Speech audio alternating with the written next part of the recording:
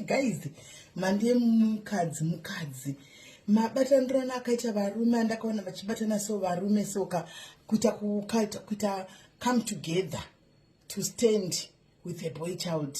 Varume takona kuti makabatana chokwadi kuvakadzi kukauko ishuwa mande mukadzi kuti titsonderane pachedu isu vanhukadzi. Asi zvisinei ini chero mukadini chero moti kudii varume chero moti kudini amumbofi makandiconvince guys. Anyhow chatinoziva ndechekuti chero zvoita sei panyaya iyi maiguru vakarepiwa zvekuti kwai zvamuri kutaura zvekuti kwai vakazopinda muloji voga kuloji kunoitwa chii kuloji kune madhiri vamwe anoitwa muloji.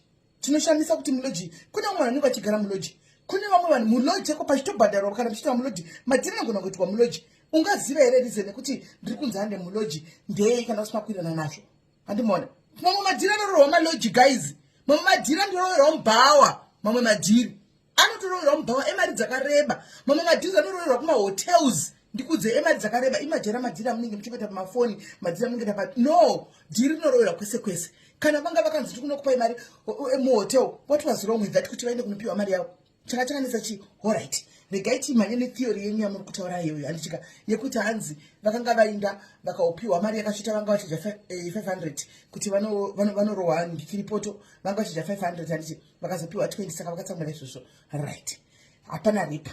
Regai ningokuudzai repo iripo.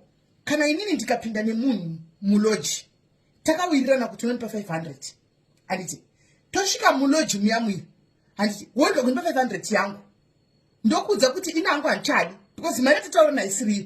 Ini ndakudza ndoda 500 iyo kundipa 20 haisiriyo handika nokuti ndapinda muloji muyanga noti mandivharira mukati mubva mandibatirana handika mubva mandiita irepo. The fact yekuti ndati handichadi nokuti mari yawatondipa iyo ishoma chero dai ranga business transaction went wrong handika the fact yekuti akazochinja mind yekuti handichadi it's rape guys.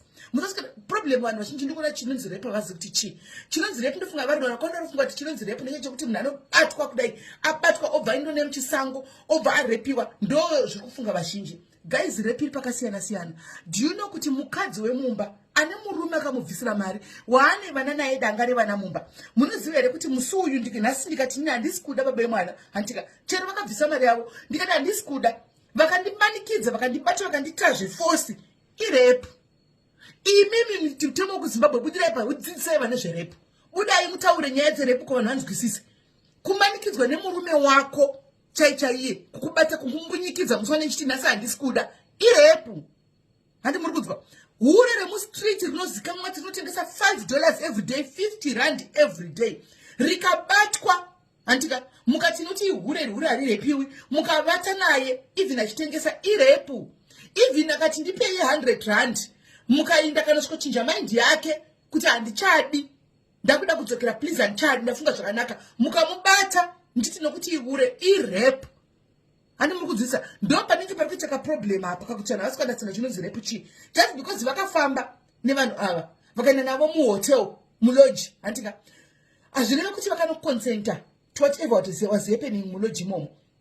Kana vakasvika vakangochinja mind yavo last minute kuti I don't want to do this irep. Saka musati mamhanya kuti repu yakazoitwa manga muripo here imi makanga muripo munondibvunza tiwanzi muri kuti kwai repu kwai nemumwe munhu achindibvunza imi munomhanya muchiti kwanzi makanga muripo here iwe wakanga uripo takanga tisipo tose handiti takanga tisipo but knowing what is rep ndichatingotama tatinongoza chinonzi repu ndichatingoti dei vakazomira magezi kuti vainde kunoripota. We live different, we react differently guys situations handiti. Remember mai ava vane murume kumba mukuti udze murume sekuti ndarepa unenge uchitombotenga kupresa kuti ndomuudza sei hede vakadeva sei vakati vatanga kubata tafadza chidawa vasati vadai you don't know your reasons.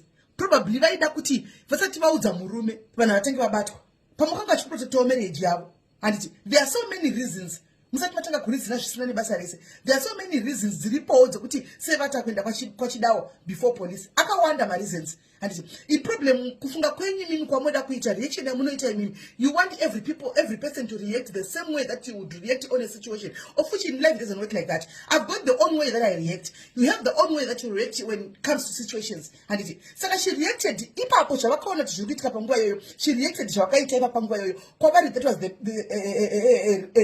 reaction yavo. Handiti saka let's not crucify vanhukadzi. Hey, havana kurepwa. Hey, vakazodai. Come on, apa munhu anokumukadzi anotaura izvi munhu anotoriwo nevana.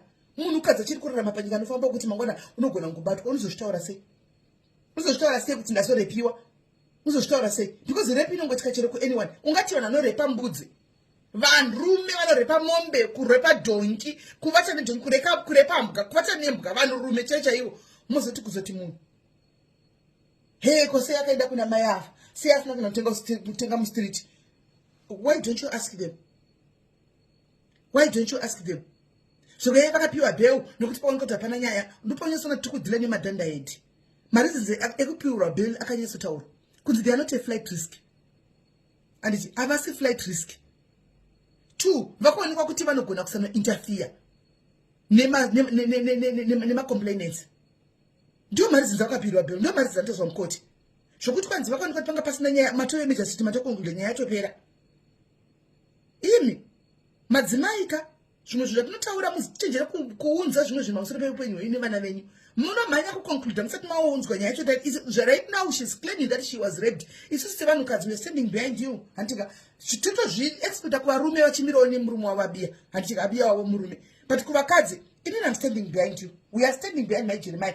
Akatorepwa zvaakataura kuti akarepwa akarepwa. Simple, finish and clear. Zvezvimwe the courts are there. Handika zvokuti iwo kwanga usipo indakanga ndisipo. Ini ndiri kumhanya newedhi rakataura kuti akarepwa. Handika because varume vari kurepa pana pachiita nyaya evidence varume vanorepa vakadzi. Handika and then boy iwo varumewo boy child iri kumirawo chi nemurume wavabi yavo. No problem. Kwete kuti mukadzi achimirizika haana kurepwa akazoenda kadai. Come on guys.